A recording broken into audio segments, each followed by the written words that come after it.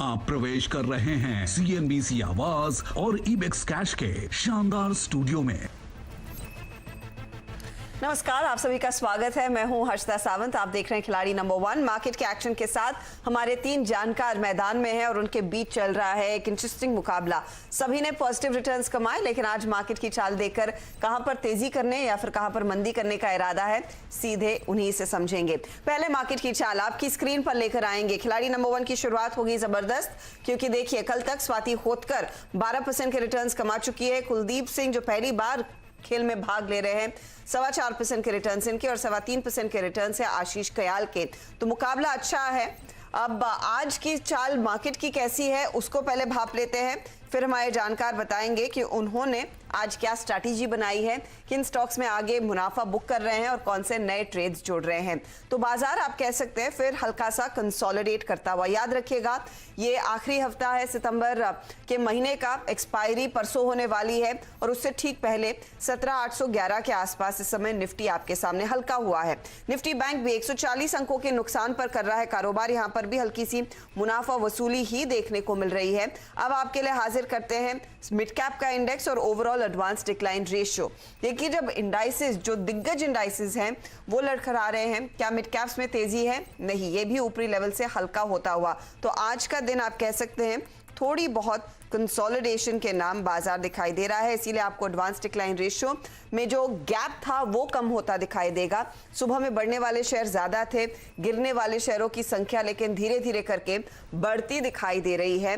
Nifty bank में तो आप कह सकते हैं मंदी का ज्यादा ट्रेड साफ देखने को मिला है। चलिए हमारे जानकारों से पूछते हैं फिर आज इनकी रणनीति कैसी रहेगी, किन ट्रेड्स पर फोकस रहेगा।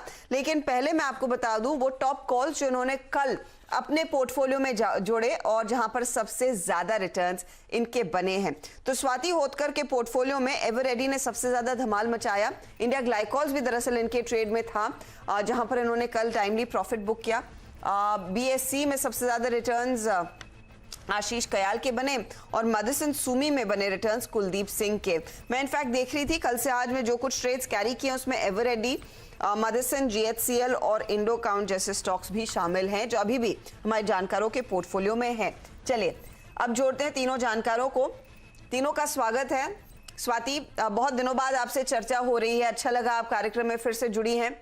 बताइए आज की रणनीति क्या है, क्या अप्रोच रहेगी, क्योंकि मार्केट हल्का सा कंसोलिडेट कर रहा है एक्सपायरी से ठीक पहले। Yes, good morning हर्षदा जी। डेफिनेटली आज लिटिल बिट व्यू थोड़ा सा कॉशियस है क्योंकि निफ्टी बैंक निफ्टी दोनों फ्लैट चल रहे हैं, ज्यादा कोई मोमेंटम हमें देखने नहीं मिल रहा है। स्टॉक्स में भी आज काफी इतनी अच्छी मोमेंटम हमें देखने नहीं मिल रही है, but overall view definitely positive. अगर कोई भी डिप्स आता है ऐसे निफ्टी में या बैंक निफ्टी में भी, निफ्टी में 17,700 एक काफी क्रूशियल सपोर्ट लेवल है। मुझे लगता है 1 से 2 दिनों में हमें वो एक लेवल टेस्ट होते हुए देखिए, वहां से वापस एक रिबाउंड देखने मिलेगा, which might again take a bank Nifty towards 17,900 to 18,000 के लेवल्स वापस देखने मिल सकते हैं। सेक्टोरल रोटेशन हमें देखने मिल रहा है। मिड कैप्स आज लिटिल बिट थोड़े से पार्टिसिपेट कर रहे हैं, but not in a full fledge, but definitely stock specific market है। मुझे लगता है अगर कोई भी डीप आता है मार्केट में तो क्वालिटी स्टॉक्स में इन्वेस्ट करना चाहिए। जैसे कि हमेशा हम कहते हैं कि trend is our friend, trend के हिसाब से मैं चलना चाहूंगी। मुझे लगता है जिस हिसाब से ट्रेंड मोमेंटम रहेगा वैसे मैं बाय कॉल्स दे दी जाऊंगी। ओके, तो ट्रेंड के साथ ही जाएंगी। देखते हैं, फिलहाल तो ट्रेंड थोड़ी सी नरमी का है, अब कौन से ट्रेड्स आएंगे उस पर नजरें होंगी। कुलदीप सिंह, वेलकम टू खिलाड़ी नंबर 1। कल आपसे बातचीत नहीं हो पाई, बताइए अप्रोच क्या रहेगी आपकी, इन्वेस्टमेंट ऑब्लिक ट्रेडिंग स्ट्रैटेजी क्या है आज के लिए? Good morning Harshita ji. And जैसे मैंने कल डिस्कस किया था तो मेरा व्यू जो है वो वही रहेगा इंडेसिस पे भी और स्टॉक्स के ऊपर भी। ये बाय ऑन डिप्स का मार्केट है और जब तक हम निफ्टी के 70,650 लेवल के ऊपर बने हुए हैं तब तक मुझे लगता है कि every dip should be bought और हमें बाय ऑन डिप का रणनीति लेकर ही चलना चाहिए। और ऊपर की तरफ 80,000 एक साइकोलॉजिकल हर्डल है और मुझे लगता है कि एक्सपायरी वीक के चलते हुए, ये मंथली एक्सपायरी है, तो 1-2 दिन में मार्केट में थोड़ा सा वॉलेटिलिटी रह सकता है। बट जैसे मैंने बोला कि जब तक हम 17,650 के ऊपर बने हुए हैं तब तक हमें चिंता करने की जरूरत नहीं है। और मेरी जो रणनीति रहेगी वो भी अभी बाय ऑन डिप की ही रहेगी। बाय ऑन डिप्स की रणनीति तो आज मार्केट में जो हल्का सा डिप आया शायद एक मौका है। जब तक हम 17,650 के ऊपर हैं तब तक स्थिति एकदम ठीक बढ़िया है। आशीष कयाल, गुड मॉर्निंग, बताइए अप्रोच।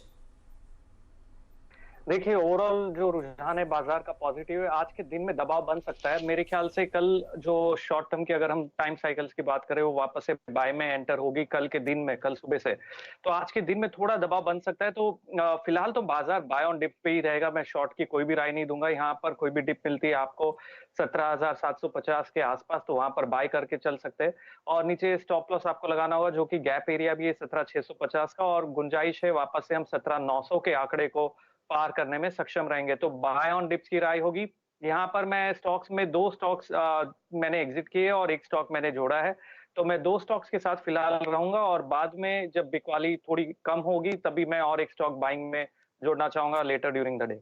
तो चलिए, क्योंकि आशीष ने कहा है कि 2 में बदलाव है, 1 जोड़ेंगे, 1 बाद में आएगा। आशीष का पोर्टफोलियो आपकी स्क्रीन पर लेकर आते हैं क्योंकि कई सारे चेंजेस हो रहे हैं। आशीष के पोर्टफोलियो में Indo count, Bombay stock exchange और आरसीएफ जैसे ट्रेड्स थे जो कल से आज ये कैरी करके आए, लेकिन आज सुबह में इन्होंने आरसीएफ में एग्जिट कर लिया है 8480 के लेवल्स पर। 8465 है दरअसल स्टॉक, तो टाइमली एग्जिट हुआ। और इंडो काउंट में भी इन्होंने प्रॉफिट बांधा है 296 के लेवल्स पर। 296.40 है current market price. Indo count ने इनके लिए अच्छे खासे रिटर्न कमा कर दिए हैं। बीएसई को होल्ड कर रहे हैं। बीएसई में ऑफकोर्स ये क्या 60 के ठाठ वाला लॉजिक लगाया आपने? बिल्कुल। देखिए, बाजार में जब इतना अच्छा ट्रेंड होता है तो इवेंचुअली जो एक्सचेंज है उसे भी बेनिफिट होगा, लोगों के इंटरेस्ट बनते हैं और उस हिसाब से ट्रेडिंग पिकअप होनी चाहिए। इवेंचुअली मीडियम टर्म होराइजन से मैं बात कर रहा हूं, तो बीएसई में तो गुंजाइश है कि आगे और भी बहुत अच्छे लेवल्स हमें देखने को मिले। फिलहाल थोड़ा कंसोलिडेट हो सकता है यहाँ पर स्टॉक, लेकिन इवेंचुअली 1400 का आंकड़ा भी पार करना चाहिए। तो शॉर्ट टर्म के लिहाज से तो आप बने रह सकते हैं, लेकिन मीडियम टर्म अगर आप होल्ड करना चाहे तो 1400 के टारगेट के लिए बीएसई पे होल्ड कर सकते हैं। 1400 का टारगेट होल्ड कीजिए इस पर्टिकुलर ट्रेड को, अगर आप थोड़ा समय देना चाहते हैं। नया ट्रेड आप क्या जोड़ेंगे बताइएगा आशीष आज? हाँ, देखिए, होटल इंडस्ट्री में हमने देखा काफी अच्छा रुझान देखा गया है और काफी स्ट्रॉन्ग ब्रेकआउट आते हुए नजर आया। आप ओरिएंटल होटल देखे कि ताज जीवीके देखे या लेमन ट्री देखे, तो मैं जो जोड़ना चाहूंगा वो है लेमन ट्री। यहाँ पर देखे तो बहुत समय के बाद में एक अच्छा खासा मूवमेंट बना है और एक स्ट्रॉन्ग ब्रेकआउट आने की गुंजाइश है। स्टॉक का एक नेकलाइन है जो head and shoulder pattern, inverse head and shoulder pattern बोलते हैं, वो 46 के आसपास है।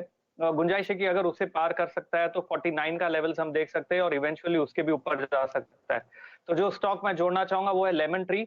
स्टॉप लॉस लगाना होगा 4340 का और टारगेट है 49 का। 4340 का टारगेट, 4340 का स्टॉप लॉस लगाइए, 49 का टारगेट रहेगा। ये है फिलहाल आपके लिए ट्रेड। और इस समय हमने देखा है फिर से होटल्स की डिमांड बढ़ने लगी है, रूम रेंटल्स फिर से बढ़ने लगे हैं, उसका पूरा फायदा ये स्टोरी में ऑफ कोर्स रिफ्लेक्ट होगा। 49 का टारगेट स्टॉक आपके सामने 1% से ऊपर कर रहा है कारोबार। चलिए, स्वाति का पोर्टफोलियो अब आपकी स्क्रीन पर लेकर आएंगे। Mazagon dock, Eveready, DCM Shriram, ये 3 ट्रेड्स इन्होंने कैरी किए। आज सुबह में डीसीएम श्रीराम में इन्होंने अपना पोजीशन काट ली है और ये दरअसल कटी तकरीबन 1027 पर। उसके बाद देखिए स्टॉक 1020 पर आ चुका है, तो टाइमली यहाँ पर भी स्वाति ने एग्जिट किया है। बताइए स्वाति, अब नया ट्रेड क्या जोड़ेंगी?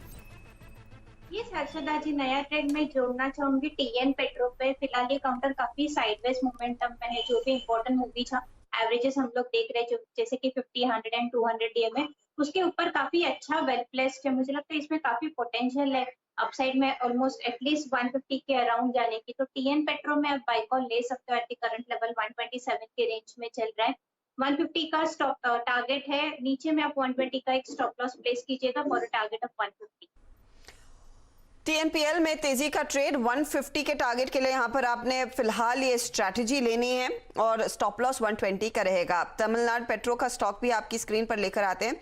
देखते हैं आज के सत्र में ये कहां पर दरअसल कर रहा है कारोबार और कितना और एक्शन यहां पर बनने के आसार है। थोड़ा सा फ्लैट है, लेकिन ये ऑयल से जुड़ी कंपनियों में जोश देखने को मिला है क्योंकि ऑयल के दाम आसमान छू रहे हैं, गैस के दाम आसमान छू रहे हैं, तो कुछ रिफ्लेक्शन आएगा तेजी की तरफ। 150 का टारगेट, स्टॉप लॉस 120 का। चलिए, कुलदीप सिंह का पोर्टफोलियो अब आपकी स्क्रीन पर लेकर आएंगे। जीएचसीएल और मदरसन सुमी दोनों ने अच्छा परफॉर्मेंस कल इनके लिए कमा कर दिया है। कल से आज में अच्छे रिटर्न्स बने इन दोनों स्टॉक्स में।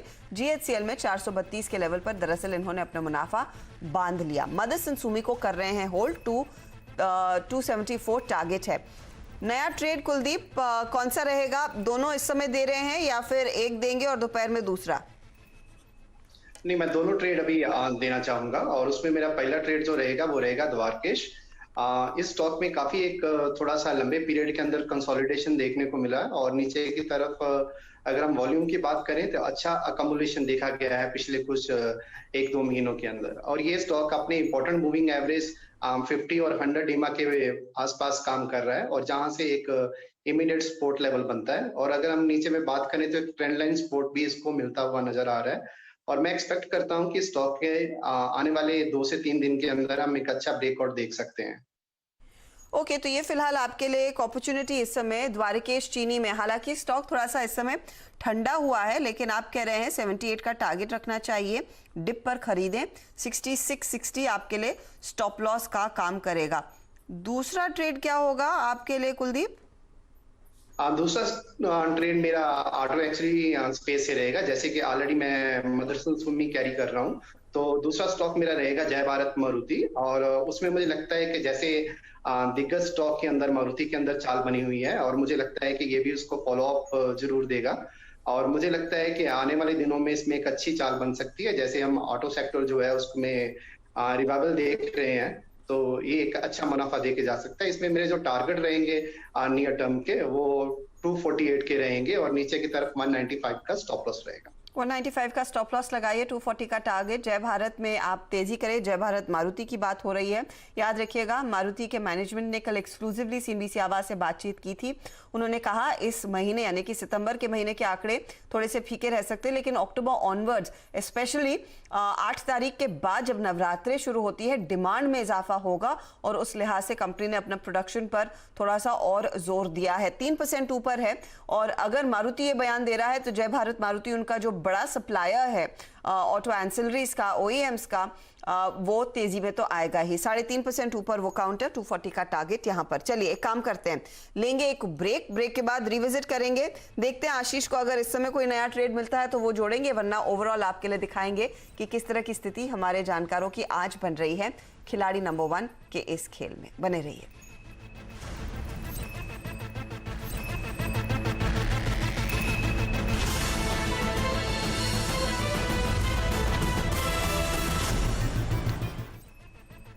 आप देख रहे हैं खिलाड़ी नंबर 1 CNBC आवाज पर। बाजार की चाल आपके सामने लेकर आते हैं। थोड़ी बहुत मुनाफा वसूली बढ़ रही है, खासतौर से अगर आप निफ्टी बैंक पर ध्यान देंगे तो 200 अंकों के दबाव के साथ ये इंडेक्स कर रहा है ट्रेड। तो यहाँ पर दरअसल दबाव गहराया है, 100 पॉइंट नीचे आपको दिखाई देगा इस समय मिड कैप इंडेक्स और 17,800 के नीचे फिसल चुका है निफ्टी। तो हल्का सा प्रेशर है, लेकिन हमारे जानकार कह रहे हैं कि डिप्स में खरीदारी करनी चाहिए और वैसे ही ट्रेड्स इन्होंने आपके सामने दरअसल किए हैं पेश।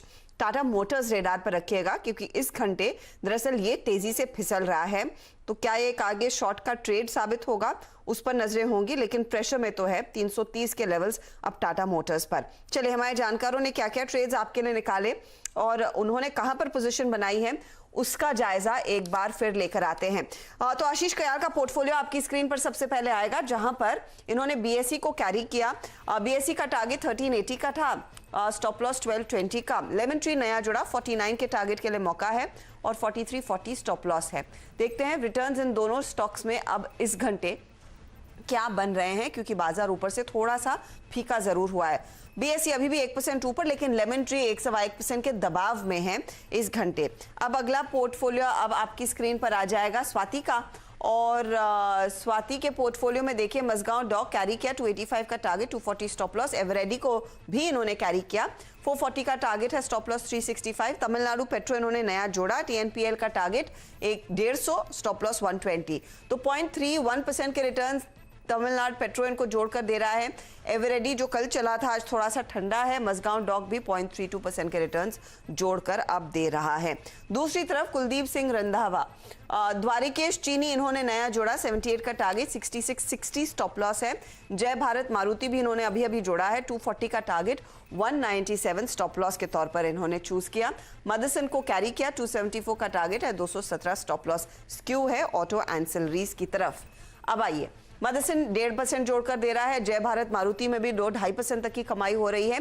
और द्वारिकेश में भी जब इन्होंने इंट्रोड्यूस किया तब थोड़ा सा नर्म था, 0.29% के रिटर्न्स इनको जोड़कर दे रहा है। तो ओवरऑल रिटर्न्स की स्थिति क्या बन रही है वो अब आपकी स्क्रीन पर आएगा। स्वाति जो कल 12% के रिटर्न्स कमा कर गई थी, आज करीब करीब 7% के रिटर्न्स पर है। कुलदीप सिंह रंधावा ने अपने रिटर्न्स अब करीब करीब 5% के कर लिए हैं। आशीष कयाल 3% के रिटर्न्स पर कल थे, आज -0.19% के रिटर्न्स पर आ गए हैं। तो ये है फिलहाल अब तक की स्थिति। आशीष मेरे ख्याल में एक नया ट्रेड जोड़ने वाले हैं। आशीष बताइए क्या आइडेंटिफाई किया आपने? हाँ देखिए, अभी मैं जो स्टॉक स्क्रीन कर रहा था उसमें से स्टोवक्राफ्ट था। स्टोवक्राफ्ट सुबह भी अच्छा था लेकिन उसमें काफी चल चुका था, तो अभी डिप्स मिला है, तो मेरे ख्याल से यहाँ से अच्छा अपॉर्चुनिटी है ये स्टॉक को बाय करने के लिए। स्टोवक्राफ्ट में वॉल्यूम अच्छा खासा हुआ है, बहुत स्ट्रॉन्ग ब्रेकआउट है। अगर आप देखिए एक रेक्टेंगल पैटर्न, कंसोलिडेशन पैटर्न बनाया, उसका ब्रेकआउट आता हुआ नजर आ रहा है, जिसका टारगेट निकलकर 1116 के आसपास आता है। तो यहाँ से मोमेंटम अच्छा बन सकता है स्टोवक्राफ्ट के अंदर, तो लॉन्ग पोजीशंस क्रिएट करने की राय होगी। स्टॉप लॉस 987 का लगाइए 1116 के टारगेट के लिए।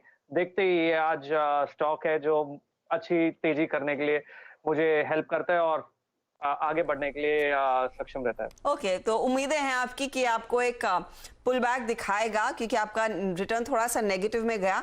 1116 का टारगेट और 987 का स्टॉप लॉस। ये है स्टोवक्राफ्ट स्टॉक, जैसे हमने आपको अभी अभी दिखाया 80 रुपए ऊपर है। यहाँ पर मोमेंटम देखने को मिल रहा है और होपफुली इस मोमेंटम का फायदा आशीष कयाल के पोर्टफोलियो में दिखेगा। क्या पोर्टफोलियो आप इस स्टॉक को जोड़कर रिफ्रेश करके दिखाएंगे, उसको तैयार रखिएगा। तब तक कोल इंडिया के मैनेजमेंट से आज हमने सुबह में जो एक्सक्लूसिव बातचीत की उसका एक अंश सुना देते हैं। पावर की मांग बढ़ने के चलते आने वाले दिनों में कोल की मांग भी बढ़ेगी।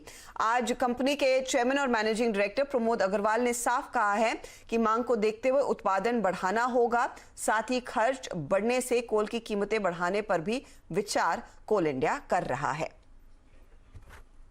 इस वर्ष हमारे यहाँ डिमांड काफी ज्यादा है, मांग के अनुसार हम लोग प्रोडक्शन करने के लिए भी कमिटेड हैं। आज के दिन भी हमारे पास लगभग 42 मिलियन टन का स्टॉक है। आने वाले समय में ये स्टॉक बढ़ता जाएगा और ईयर एंड तक लगभग 70 से 80 मिलियन टन का स्टॉक हमारे पास होगा।